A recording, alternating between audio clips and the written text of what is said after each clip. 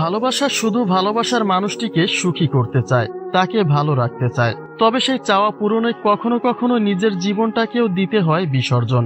যারই একটা বাস্তব সাক্ষী হয়েছেন সদরঘাটে লঞ্চ দুর্ঘটনায় প্রাণ হারানো সোহেল। তিনি যখন তার অন্তঃসত্ত্বা স্ত্রীকে সেভ করতে গিয়ে নিজে মৃত্যু সজ্জায়, ঠিক সেই মুহূর্তেও সোহেল তার অর্ধ শরীর নিয়ে প্রিয় মানুষটা কোথায় আছেন বা কেমন আছেন সেটা জানতে চেয়েছিলেন, যা প্রমাণ করে যে ভালোবাসার তুলনা শুধুমাত্র ভালোবাসা দিয়েই দেওয়া যায়। তার বাইরে এই শব্দটার কোনো তুলনা হয় না। তবে নিজের জীবন দিয়ে স্ত্রীকে বাঁচিয়ে রেখে যেন হৃদয় বিদারক নিদারুণ এক ইতিহাস তৈরি করে গেলেন সোহেল।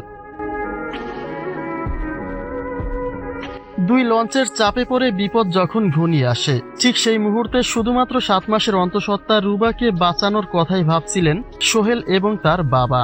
আর তাদের সেই প্রাণপণের চেষ্টায় খুব নির্মমভাবে প্রাণ চলে যায় বাবা ছেলের, এবং সেই হৃদয় বিদারক দৃশ্য কাঁদিয়েছে গোটা দেশবাসীকে। তবে মৃত্যুক্ষণে সোহেল যেন এক ইতিহাস তৈরি করে গেলেন। তিনি তার অর্ধ শরীর নিয়ে ভাবছিলেন স্ত্রীর কথা। তাকে নিয়ে যখন সবাই ব্যস্ত, ঠিক সেই মুহূর্তে তিনি ছিলেন স্ত্রীর চিন্তায় বিভোর। কেননা তার স্ত্রী রুবা যে 7 মাসের অন্তঃসত্ত্বা, সে কেমন আছে সেটা জানার কৌতূহল ছিল সোহেলের। যে দৃশ্য লঞ্চঘাটের ইতিহাসকে চির অমর করে রাখবে যুগের পর যুগ।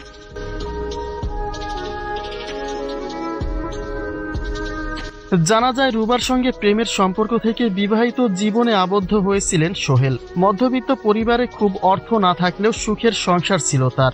হাসপাতালের বেডে শুয়ে যে কথাগুলি বলছিলেন রুবা, এমনকি স্বামী তার এমন এক রত্ন ছিলেন যা সব মেয়ের ভাগ্যে জোটে না। সে তার নিজ পরিবার এবং স্ত্রীকে এতটাই ভালোবাসতেন যা মুখে বলে বোঝাতে পারছেন না রুবা। তিনি বলছেন তিনিও যদি ওই একই সময়ে স্বামীর সঙ্গে মৃত্যুবরণ করতেন, তবে সেটাই তাকে বেঁচে থাকার যন্ত্রণা থেকে মুক্তি দিত।